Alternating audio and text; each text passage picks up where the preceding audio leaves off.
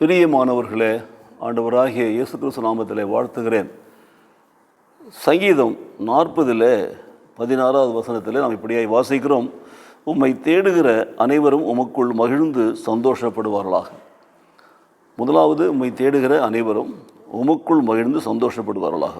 ரெண்டாவது, உம்முடைய ரட்சிப்பை விரும்புகிறவர்கள் கர்த்தருக்கு மகிமை உண்டாவதாக என்று எப்பொழுதும் சொல்வார்களாக.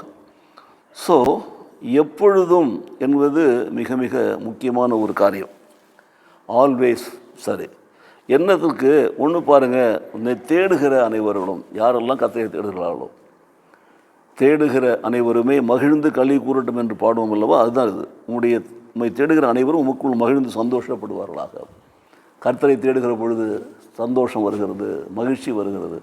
கர்த்தரை தேடுகிறவர்களுக்கோ ஒரு நன்மையும் குறைவுபடாது என்று வாசிக்கிறோம் அல்லவா. அதனால் நன்மைகளின் நாயகன் நம்மை நடத்துகிறார்.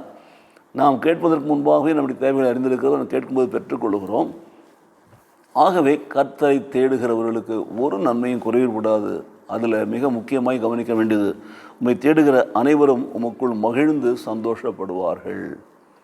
தேடுகிறவர்களுக்கு மகிழ்ச்சியும் சந்தோஷமும்.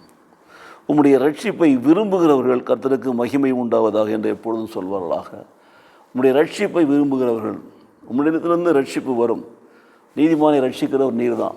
ஸோ நீர் எங்களை ரட்சிக்கிற பொழுது உங்களுடைய ரட்சிப்பை யாரெல்லாம் விரும்புகிறார்களோ, விரும்பி தங்கள் பாவங்களை அறிக்கை செய்து தங்களுடைய வாழ்க்கை நிலையை மாற்றி கர்த்தருக்கு ஏற்ற பரிசுத்தமுள்ள பிள்ளைகளை வாழ ஒப்புக் கொடுக்கிறார்களோ, அவர்கள் தான் ரட்சிப்பை நாடுகிறவர்கள், கர்த்தருடைய ரட்சிப்பை தேடுகிறவர்கள். பாருங்கள், என்னை ரட்சியும் கர்த்தாவே, என்னை விடுதலையாக்கும், பாவத்திலிருந்து சாபத்திலிருந்து விடுதலையாக்கும், உபத்திரவத்திலிருந்து பாடுகளிலிருந்து விடுதலையாக்கும், எல்லா விதமான சுமைகளையும் எடுத்து போடும், என்னை ரட்சியும், என்னை ரட்சியும் என்று சொல்லி ரட்சிப்பை விரும்புகிறவர்கள் எப்பொழுதும் சந்தோஷமாக இருப்பார்கள்.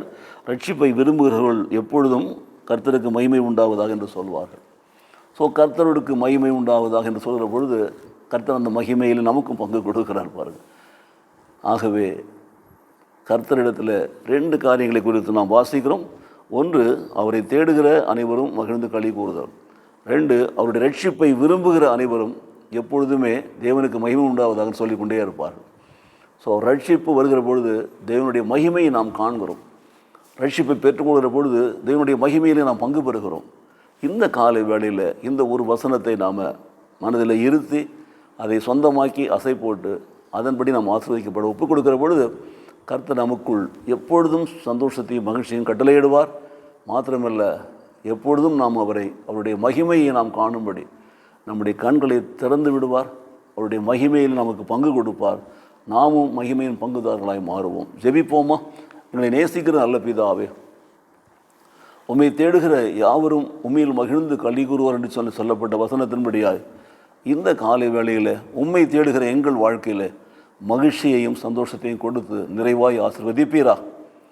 உம்முடைய ரட்சிப்பை விரும்புகிறவர்கள் அவர்கள் எப்பொழுதும் கர்த்தருக்கு மகிமை உண்டாவதாக என்று சொல்வார்னு சொல்லப்பட்ட வசனத்தின்படியாய் நாங்களும் உம்முடைய ரட்சிப்பை விரும்பி ராஜா, ஆண்டவரே உங்களுக்கு மகிமை உண்டாவதாக என்று சொல்லி எப்பொழுதும் நாங்கள் சொல்லிக்கொண்டே இருக்கிற பொழுது கர்த்தர் எங்களுக்கும் உங்களுடைய மகிமையிலே பங்கு கொடுத்து எங்களை ஆசீர்வதிப்பீரா.